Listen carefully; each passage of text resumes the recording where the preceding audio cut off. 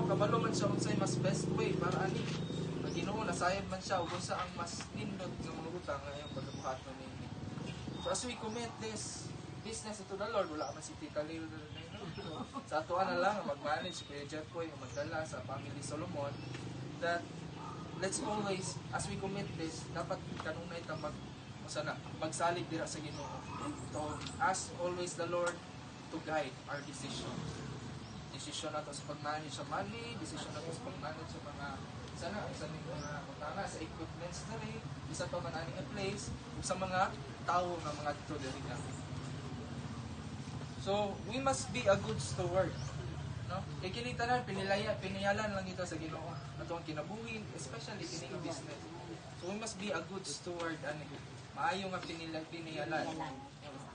Dito mo, mahimot ang maayo nga piniyalan, I am sure that God will truly bless this business.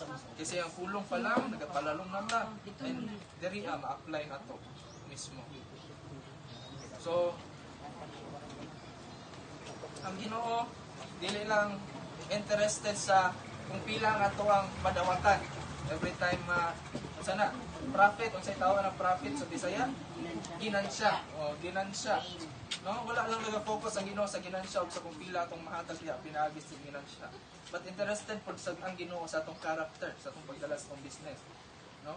So unsaon na to pagtrato atong mga customers, sa kung unsaon na to pagtrato atong employees, sa kung saan na ito pag-handle ang kwarta, kay piniyalan raman ito sa Ginoo. Isa ng mga customers nga mo ato gipiyal ra pud na sa Ginoo kanato. Isa na nga ang barista dali ka, gipiyal ra pud ni sa Ginoo kanato. So atong pilion kanunay ang pagkamatinudanon, ang fairness ug ang pagkamaluloy-on